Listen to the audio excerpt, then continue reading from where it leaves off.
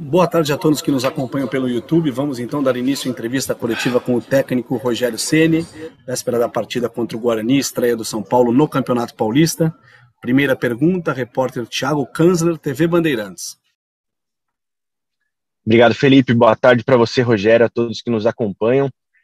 Rogério, queria que você pudesse fazer para nós uma análise dos reforços que o São Paulo recebeu para essa temporada, a tua satisfação em recebê-los e o quão forte o São Paulo chega para essa temporada de 2022. Boa sorte, um grande abraço.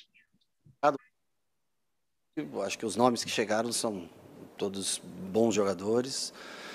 Nicão, Alisson, Jandrei, Patrick e o último, e o Rafinha, que foi o primeiro a chegar.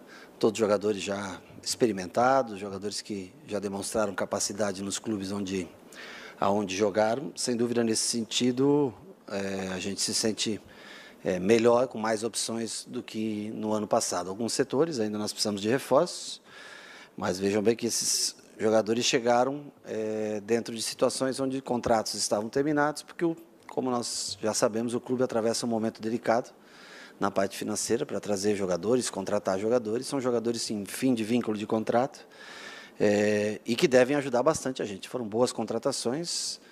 Para brigar mais alto, nós precisamos de mais, e eu tenho certeza que a direção está tentando, de todas as maneiras, conseguir recursos para que a gente obtenha algumas peças a mais no decorrer do ano. Denise Tomás Bastos, TV Globo. Tudo bem, Rogério? Boa tarde para todo mundo que nos acompanha. Falando ainda desses reforços que vão vir, que pode ser que chegue. Você, desde que chegou, falou que precisava de um ponto, um jogador de velocidade mais pela beirada. Ele ainda não veio. Você já encontrou alguma opção dentro do elenco, de repente na base, o Caio que se destacou na Copinha, ou até um outro jogador? Boa tarde, um prazer falar com você. O Caio é uma das opções, está treinando com a gente, deve ficar, apesar dos seus 17 anos só, mas é um jogador que a gente quer trabalhar, porque viu o potencial nele nessa Taça São Paulo. Já se apresentou assim que acabou a competição, que infelizmente acabou mais cedo a competição, todos esperavam o São Paulo na final. De fato, esse jogador de velocidade pelo lado esquerdo, que eu imaginava, realmente nós não conseguimos contratar. Algumas opções, né? Nós tivemos o Douglas aí, que a direção tentou, não conseguiu. Depois o Soteldo também, eram negociações realmente muito difíceis nesse momento para o São Paulo. E dois jogadores que eu achei que seriam interessantes, um mais difícil, que é o Luiz Henrique, que eu gosto muito, que hoje está com o Sampaoli, e o outro que eu gosto é o David. Esses jogadores, infelizmente, nós não conseguimos realizar as negociações desses jogadores, então a gente muda um pouco o estilo de jogar, muda um pouco o estilo de jogo, para se adaptar com as peças que tem aqui. E tenta, logicamente, dentro da base, ou conta a volta do Toró, a subida do Caio agora para o profissional, Marquinhos tentando ficar mais maduro, a gente vai tentar encontrar um jogador que substitua esse que nós não pudemos trazer no momento para o São Paulo.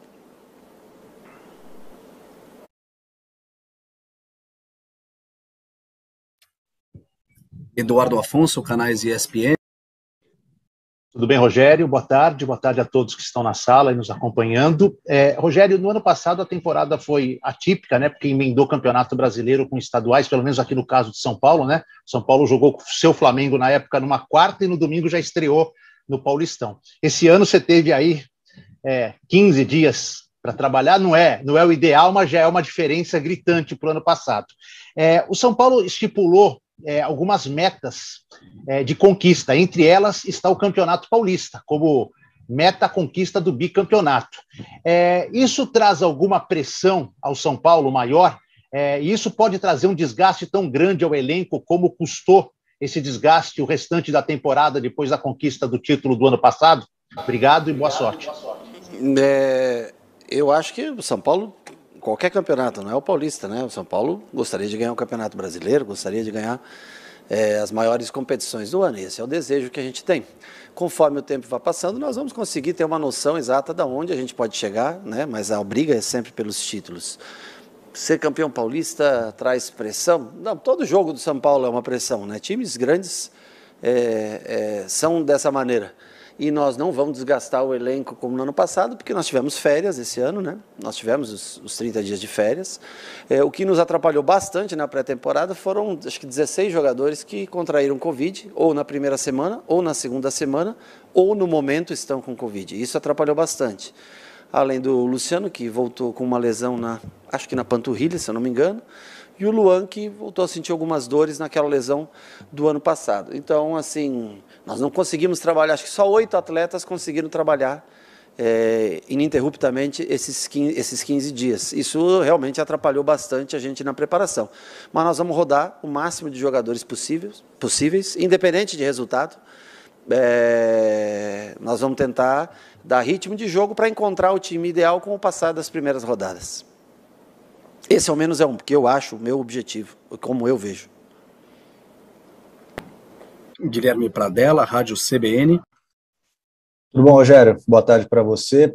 Rogério, eu lembro que no ano passado a tua primeira coletiva foi logo depois do jogo contra o Ceará e você teve só uma sessão de treinamento na noite anterior.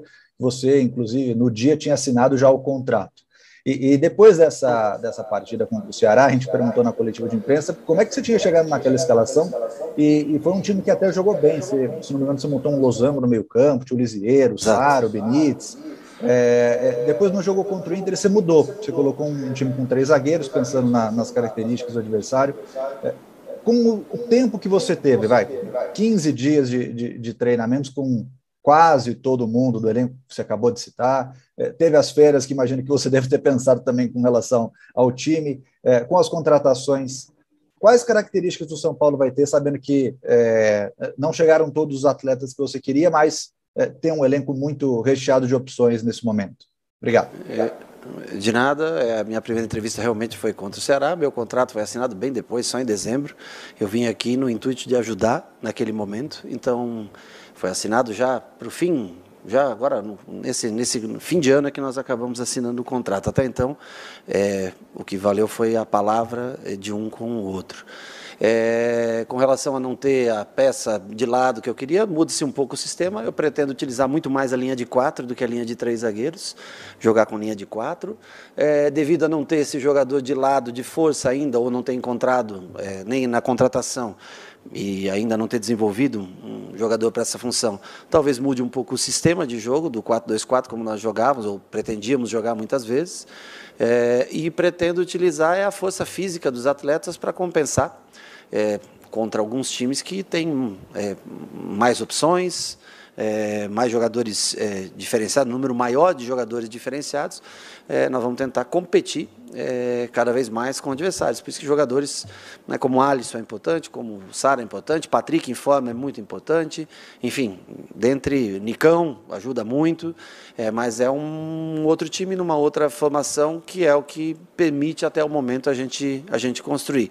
Mas a principal mudança talvez desse ano para o ano passado seja uma tendência maior em linha de 4 do que linha de 3. Priscila Senhorães, TNT Esportes. Rogério, tudo bem? Boa tarde. Rogério, também relembrando uma coletiva sua do ano passado, em um momento mais difícil assim da equipe, você chegou a fazer muitas reflexões, né, sobre os anos do São Paulo, sobre a situação do São Paulo no geral. E aí você falou que achava que o São Paulo teria anos difíceis, né? Se tratando dessa temporada, você acha que é mais uma questão do torcedor do São Paulo alinhar as expectativas de acordo com a realidade do clube, ou você acha que é ok, que é viável, né, e justo o torcedor esperar uma temporada com títulos, tendo em vista o elenco do São Paulo e também os adversários, né, o nível dos adversários, tendo em vista o futebol brasileiro num todo? Obrigada. É uma pergunta bem colocada e muito difícil de ser respondida para você. Eu acho que o São Paulo tentou fazer seu melhor, montar o melhor possível elenco. Eu falo porque no passar dos anos, no próximo ano, por exemplo, há chance de uma renovação maior ainda de jogadores mais jovens vão estar mais maduros, o clube esteja numa condição financeira melhor, acredito, para o ano que vem do que para esse ano. Mas isso não nos dá o direito de jogar fora qualquer expectativa de título. O torcedor, ele vive desse sonho, vive das conquistas, né? O torcedor, a gente ganha. Eu lembro na nossa época, quando ganhava títulos e títulos, como crescia a torcida do clube, né? Naquele momento, né? E nós temos que voltar a tentar fazer isso. Eu vejo ainda alguns times à frente do São Paulo no Brasil, alguns times com mais elenco, maior número de jogadores para determinadas posições, com reposições do mesmo nível, com maiores investimentos, mas nós vamos tentar fazer o nosso melhor dentro das condições que são oferecidas para a gente aqui. Vamos tentar brigar por cada vitória que for possível. Bruno Carvalho, Portal UOL. Boa tarde, Rogério. Relembrando também as coletivas do ano passado, né? Você disse mais de uma vez que identificava que o grupo que você tinha era muito calado, que não conversava muito em campo, nem nos treinos. Eu queria te perguntar se nesses reforços você já percebeu uma mudança no elenco e se esse foi um dos argumentos para trazer esse tipo de jogador, esses 5 que foram contratados. Mas eu espero que a gente tenha uma comunicação melhor, que a gente consiga se comunicar mais dentro do campo, porque isso é importante realmente para um melhor posicionamento da equipe, para que se mantenham mais atentos durante o jogo inteiro. Marcelo Bacejo, Gazeta Esportiva. Boa tarde, Rogério. Minha pergunta é em relação ao jogador Thales Costa, né? Ele participou da pré-temporada com vocês, não disputou a Copinha, e ele não esteve presente na lista de inscritos para o Paulistão. Você poderia falar o motivo dessa decisão? Obrigado. De nada, prazer. O Thales fez a pré-temporada toda com a gente e vai continuar com a gente aqui. O Thales está com Covid no momento, ele não pode ir para o jogo. Se eu não me engano, posso estar enganado, mas são 26 nomes, se não me engano, que são permitidos para serem inscritos. O São Paulo usou 23 vagas. O Thales, por ser um atleta que já tem mais de um ano de clube, ele pode estar numa lista B, como vários atletas estão, e foram, acho que 7, se eu não me engano, relacionados dessa lista. Quando o Thales voltar, nós temos um dia antes de cada partida para incluir cada jogador. Quando o Thales voltar, ele será incluso, se for convocado para um próximo jogo, será incluso como os demais foram até agora. José Edgar de Matos, GE. Globo. Rogério, boa tarde, feliz 2022 para você. Gostaria de fazer uma pergunta a respeito do Pablo, né? O Pablo é um jogador que negocia sua rescisão de contrato, mas que ano passado você até chegou a utilizá-lo, né, em uma situação que houve até um gatilho de renovação de contrato dele. O que mudou na situação do Pablo para ele ser um jogador transferível nesse mercado? E queria saber se essa foi uma decisão além da comissão técnica, se foi mais responsabilidade da diretoria. E queria saber se você queria recuperar o Pablo para essa temporada. Muito obrigado. Acho o Pablo um jogador interessante. Se não fosse, o São Paulo não teria adquirido seu passe, né? Diante do Atlético Paranaense. Talvez ele não tenha performado aqui não comigo, mas durante o espaçamento de tempo que ele esteve aqui com outros treinadores, né? Essa é uma decisão, acho que já foi passada para vocês, que é uma decisão mais institucional. O Fábio tem um contrato, são valores expressivos. Eu acho ainda que o Pablo tem tudo para jogar bem em outras equipes. Eu acho que isso foi um momento, talvez não deu certo aqui. Lembrando que o gatilho ele dispara por quem confecciona o contrato, não por quem escala o jogador em uma partida. Porque outros treinadores passaram aqui e ele precisava de 40 para o gatilho disparar. Usaram ele em 39. Então não sou eu que usei ele em uma partida que dispara o gatilho. Quem dispara o gatilho é quem faz mal o contrato. Quem redige mal um contrato, ou não sei qual o motivo, eu não sei nem quem foi que redigiu esse contrato, mas quem redige o contrato é que dispara o gatilho. Não é o treinador que usa um jogador que dispara o gatilho salarial ou de tempo de contrato dele. Não é o treinador que usa ele um jogo que é o culpado. E sim, quem redige o contrato escolhe a maneira como esse jogador vai ser remunerado. E nem estou falando se ele merece ou não, isso eu não julgo dessa maneira. Acho que são bons jogadores que, infelizmente, o Pablo caso um deles, que não performou o esperado aqui, mas sempre treinou de forma correta, sempre foi bom profissional, ao menos comigo aqui, sempre foi muito bom profissional. Giovanni Chacon, Rádio Jovem Pan. Oi, Rogério, boa tarde, boa temporada aí para você. Rogério, você falava que até o jogo contra o Bragantino vai ter uma espécie de pré-temporada, mudança de jogo a jogo para acertar o time, né? Qual a oportunidade que aqueles que não tiveram tanta chance, até porque já tinha um elenco pré-estabelecido, você fazia mudanças pontuais, pode vir a ter nessa temporada, e também a inserção de jogadores da base que já foram inscritos na lista B e que estarão disponíveis para servir como opção para você nesse começo de campeonato. Obrigado, boa tarde. Boa tarde. Eu acho que foram usados, muitos jogadores foram usados no ano passado. Logicamente que alguns como jogaram a maioria dos jogos, outros entraram em poucos jogos. Nesse começo nós vamos tentar rodar o máximo possível, desde que cada um tenha a condição física necessária, nós vamos tentar rodar o elenco.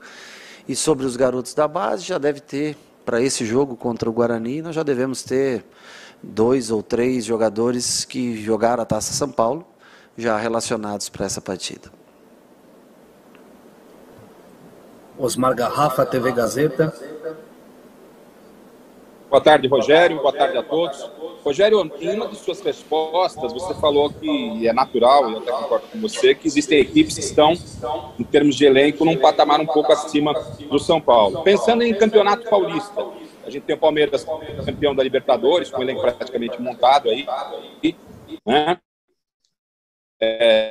Tem o Corinthians também se retornando, o São Paulo reforço. Como é que você muda as forças aí do futebol paulista? São Paulo está um pouco ainda distante apenas do Palmeiras e briga de igual para igual com os rivais, Santos e Corinthians, ou você faz uma outra leitura? Um abraço.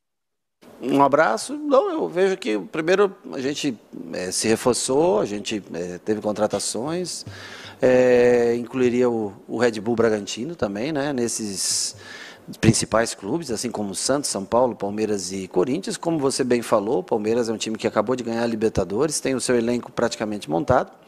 Eu acho que está um passo à frente, assim, não só da gente, como da maioria dos times do Brasil, né?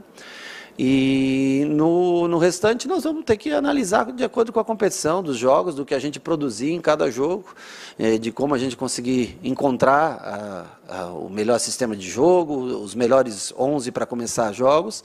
Eu acho que mais no meio do campeonato em diante a gente vai ter uma noção melhor, não pela pontuação, mas sim pelo nível de jogo apresentado de cada equipe, em que posição você se encontra, se você tem, né, se você está mais ou menos equilibrado com os outros, se você está um pouco à frente ou um pouco atrás. Só com o passar do tempo e dos jogos é que a gente vai poder, quando já tiver, acho que sei lá, para terceira, quarta, quinta rodada, eu acho que a gente vai conseguir ter uma análise melhor do que cada time pode produzir dentro desse Campeonato Paulista. Monique Danello e TBO Max. Boa tarde, Rogério. Boa tarde para todo mundo que acompanha a gente. Queria pedir licença aos nossos colegas para fazer uma pergunta, Rogério, para uma reportagem especial que a gente está fazendo. A gente está contando várias histórias no Campeonato Paulista, histórias que foram marcantes dentro da competição, e uma delas é a sua. Você marcou seu primeiro gol no Campeonato Paulista e depois marcou também o 100º. E eu queria que você relembrasse um pouco para a gente, por favor, o que passava na cabeça do Rogério lá em 97, quando você marca pela primeira vez, e depois quando você faz o gol 100 contra o Corinthians, né? Uma marca que é muito expressiva na sua carreira e que aconteceu dentro dessa competição. Obrigada. Sim, já faz tempo que eu já não lembro mais, já engordei bastante, estou muito velho já para lembrar. As faltas continuo brincando, às vezes, ainda um pouquinho. Mas foi um gol muito especial, 97, foi o que abriu, né, as portas para continuar batendo faltas. Foi, sei lá, terceiro, quarto jogo, não lembro exatamente, do Campeonato Paulista, em Araras, né? E foi um gol muito importante para a minha carreira, né? Um gol de quem chegava sempre a pedido, eu lembro do Tele na época, né? 30 minutos mais cedo para bater na bola, tentar melhorar. E ele falava para mim, depois que você chegar ao time titular, não deixe de chegar esses 30 minutos mais cedo. E talvez foi um diferencial na minha carreira como goleiro, os gols de falta, por esse pensamento que ele tinha do atleta desenvolver fundamento, que era uma das coisas que ele mais desenvolvia, além dos treinamentos coletivos, os fundamentos de cada atleta, era o que ele pregava mais. O Muricy também, que deu uma chance importante com ele como treinador, né, que pudesse bater aquelas primeiras faltas, foi muito importante para mim. Foi uma história nós estamos falando de 97 e 2011, né? São 15 anos para sair do primeiro ao 100º gol, então é uma história eu acho, né, uma vida, uma carreira no futebol. E para mim, eu acho que dentre esse primeiro e o 100º tem um gol muito importante, que também é em Campeonato Paulista, que contra o Santos em 2000. O gol na final daquele Campeonato Paulista, o único gol que eu fiz em final de campeonato. E para mim tem um gol belíssimo, plasticamente falando. Também foi um gol muito importante na minha carreira, porque foi o meu segundo título paulista, 98 nós havíamos ganho, mas aquele marcando um gol, eu lembro, Raí de volta naquela época, né? Foi um momento importante para mim. Então, acho que além do primeiro, o 100º, que foi contra um rival e sem dúvida nenhuma para o torcedor tem um sabor muito especial, mas esse da final de 2000 também foi um gol muito importante para mim. Ivan Drago, Rádio Transamérica. Rogério, boa tarde. Eu gostaria que você falasse sobre essa briga pela titularidade na meta São Paulina, né? Se o Jandrei foi uma indicação sua e como você pretende utilizar o Nicão e o Patrick do meio campo para frente, Rogério? Os jogadores foram consultados, né? Foram passados para mim. Alguns eu escolhi, outros a direção me mostrou a opção, né? Porque nem todos a gente consegue... infelizmente nem todos a gente consegue trazer pela condição financeira do futebol, que também está muito caro o futebol hoje, fazer futebol está muito caro hoje. Eu vejo uma briga saudável dos dois, já são dois goleiros experientes, né? O Volpi já com temporadas aqui jogadas, o Jandrei já rodado também, tem um bom jogo com os pés, que foi um dos principais motivos que ele veio até aqui, são goleiros que eu gosto, que joguem, iniciem jogo, né? Então, para mim, é importante. O resto da tua pergunta, final, eu perdi, peço desculpas. Patrick e Nicão, como você pretende utilizá-los? Se eu falar aqui agora para você, fica mais fácil para o treinador que vai me enfrentar, né? Mas o Nicão, muito próximo ao que ele jogava no Atlético Paranaense, eu acho que foi, a princípio, numa posição, uma função muito parecida, porque foi a melhor fase dele e nós temos que respeitar o posicionamento onde o jogador rende mais, então a princípio na mesma função. E o Patrick, eu penso utilizar ele um pouco mais por dentro, como ele, na minha opinião, né, jogou a sua melhor fase no Internacional, que foi por dentro e não aberto por fora no campo. Isso é a minha visão de hoje, pode ser que eu, olhando os treinamentos aqui, mude de ideia, né? Eu gostava bastante da maneira, por exemplo, que ele jogava com o Kudê, né? Aí já era um losango, né? Como nós estreamos como Ceará, contra o Ceará, numa pergunta anterior, mas mais por dentro, seja com dois volantes, ele fazendo o lado esquerdo, seja com um tripé, usando ele na ponta do tripé pelo lado esquerdo. Eu acho que ele se sente à vontade, gosta da função, e é como no dia de hoje, do que eu vi até agora, das possibilidades que nós temos, como eu vejo os dois jogadores que podem, dessa maneira que eles podem ser melhor utilizados. Vamos então para a última pergunta, repórter Márcio Turvano, Rádio 105 FM. Rogério, boa tarde. Violência no futebol sempre existiu, mas parece que ultimamente está mais forte, está pior, né, ultimamente. Queria que você falasse sobre os últimos casos, torcedor com faca em estádio, intolerância dentro do estádio. Você pode falar sobre isso? Isso eu acho que é na sociedade como um todo, né? Não é só no futebol. A violência, a falta de respeito, ela vem crescendo, né? Com o passar do tempo. Eu acho lamentável uma faca dentro de um estádio de futebol, dentro de um campo de futebol, ou mesmo na rua. É uma arma e você não deve, não é porque é o estádio de futebol. O problema é que o ser humano se perdeu, o ser humano não deu muito certo, na verdade, parece. E as pessoas estão cada vez perdendo mais o respeito, estão perdendo mais os valores, talvez, né? Acho que a sociedade perde muito os valores e as coisas passam a ser taxadas como normais, mas logicamente é errado. Eu sei que o jogo era, se eu não me engano, era torcida única, né, do São Paulo, mas isso é uma coisa que, infelizmente, a gente vê em situações muito mais corriqueiras no dia a dia, na rua, em todos os lugares. Infelizmente, são valores que vão se perdendo com o passar do tempo. Eu acho que pouco investimento em educação, em escolas, e as pessoas vão se formando achando que tudo é possível, que tudo se pode fazer nesse país. Isso é uma coisa que, no mundo todo, no mundo como um todo, mas no Brasil em especial, não vejo como um fator exclusivo do futebol, não. Vejo como um fator que é fácil de se ver no dia a dia, na violência doméstica, na violência na rua, assaltos e também dentro dos estádios. Encerramos então a entrevista coletiva com o técnico Rogério Ceni. Obrigado a todos que nos acompanharam e uma boa